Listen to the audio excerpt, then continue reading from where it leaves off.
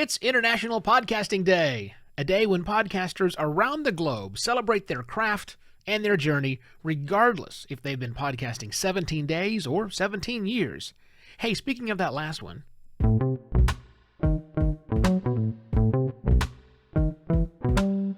hello and welcome to another Podcast Pontifications with me, Evo Terra. Happy International Podcasting Day wherever you are on the globe. You know, that's the beauty and also the misunderstanding of International Podcasting Day. It's not for people who podcast internationally, like, some international traveler or something like that. No, it's for podcasters of every nation. It's a day for them to say, hey, I do this thing, and these other people do this thing, and I want to get together and talk about this thing. Well, to that end, I thought I'd run you through some of the very weird podcasting journey I have taken through this whole time I've been doing it, literally for 17 years. Now, if that sounds terribly boring to you, I apologize, but please stick around to the end because I do have a special announcement about next week's episodes and why, spoiler alert, they will be delayed. Well, let's get started.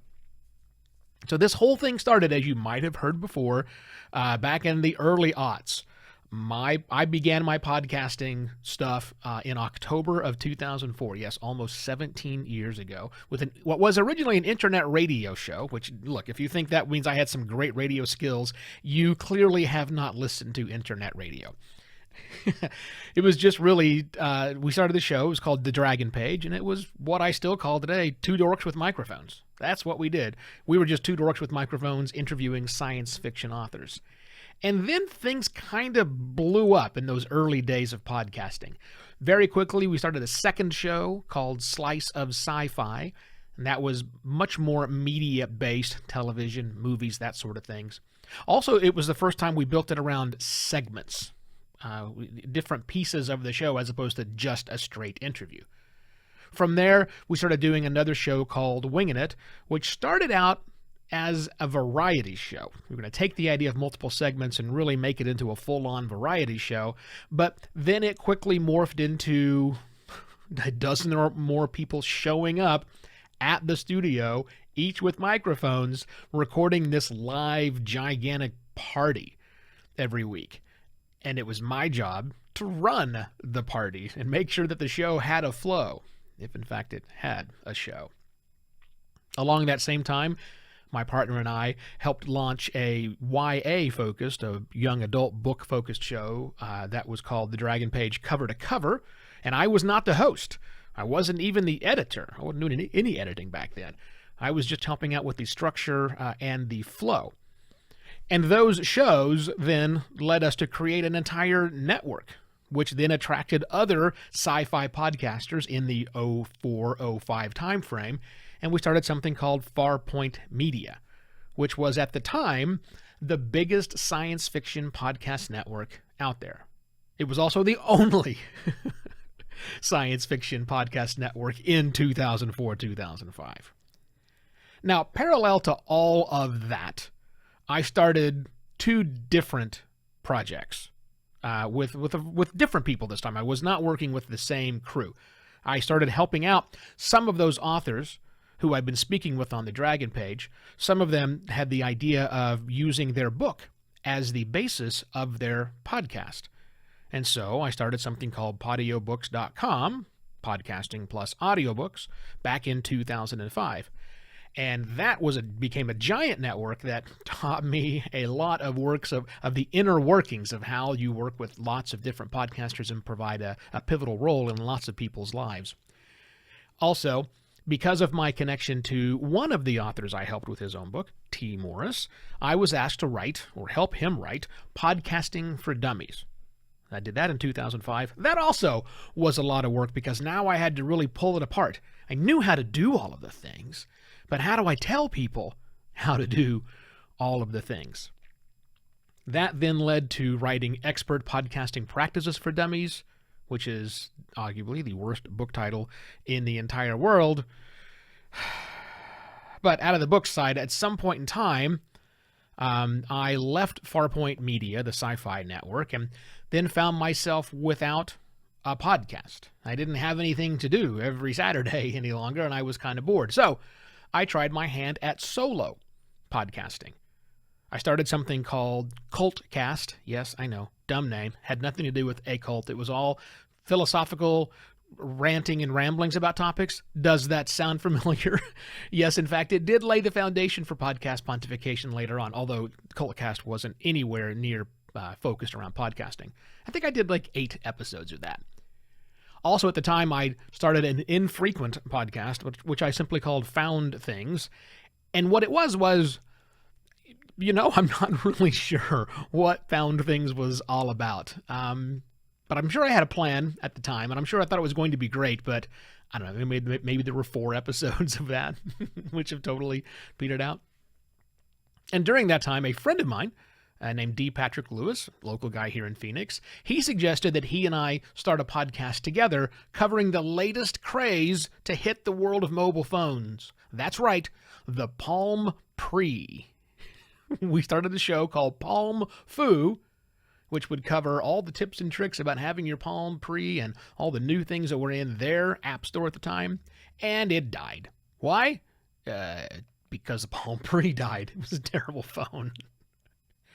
But I wasn't done with picking up on things that were not going to last very long. I was a big Google Plus fan back in the day. One of the early people that got onto Google Plus and had, I don't know, 1 million or so people connected with me. So my best friend and I, Jeff Moriarty, he and I started the Books and Beer Hangout. We would use the new Google Hangouts feature to record ourselves and authors in a video thing, which is very common to what a lot of video podcasts are doing today, but it was a lot harder to do way back then. It was mostly a Google Plus Hangout, but, why not make it a podcast too? And so we did. And that actually led me to write a book called Writing Awesome Sales Copy. And I took that book, which is all about writing good sales copy for authors, and I made that into my own audiobook. And it's still up there as well. All right, so that died.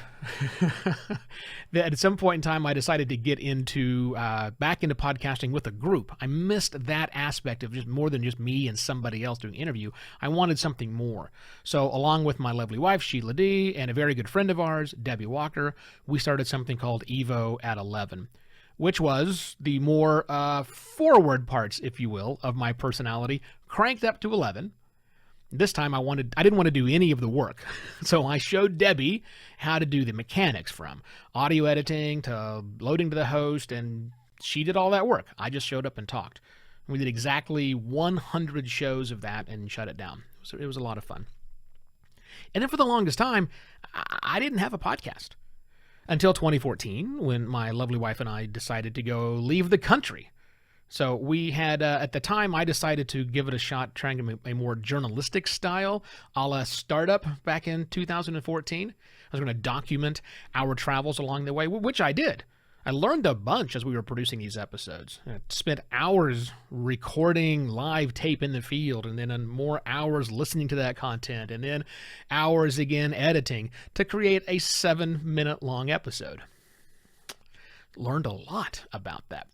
And so that's the time I became a big fan of using Hindenburg Journalist Pro, because it taught me to get away from the free tools and into the more pro tools to work really well. It was great. That show changed names about 4 different times as we continued to travel around the world. When I got to Bangkok finally, and serendipitously, I got introduced to the guy who used to run the Bangkok podcast. So he and I relaunched that show, which had been dormant for several years, and I became the co-host until I actually left Thailand, and that show's still going well. And it was in Thailand where my strategic podcast consulting business was born, Simpler Media. I started producing shows and doing overall podcast consulting for a lot of businesses around the world. Came back to America in 2018, and not long after that, started Podcast Pontifications, which you're listening to right now. And I still do some contract work. I'm the host for a variety of podcasts, which you've never heard of, which are very, very niche. I produce lots of different podcasts for lots of different people. I'm the editor for Sounds Profitable, the ad tech newsletter and podcast. And I sit on the advisory board for Captivate.fm, Maps.fm, Scribble, and other companies that are all deeply involved in the podcasting space. And I probably missed several things as I'm going along on this episode. I mean, it's not like I kept a diary of these things. Most of the shows that I produced on the past are dead now. But for those that aren't, I will put links to everything in the episode details if you wish to see or listen to what it was like back in the day. I've got one boostergram for you today. Now it's time for the Boostergram Corner. Boostergram Corner. I don't know a thing about crypto. Dave Jackson tossed some stats my way using Fountain, along with the message, "Bravo! Amen! Preach it, brother!" Dave Jackson's also approaching 17 years of podcasting, so thank you very much, Dave. I appreciate that. Now, speaking of international, I am out of the country next week. And no, I will not be bringing recording equipment to the beach with me. So, with that, enjoy your International Podcasting Day.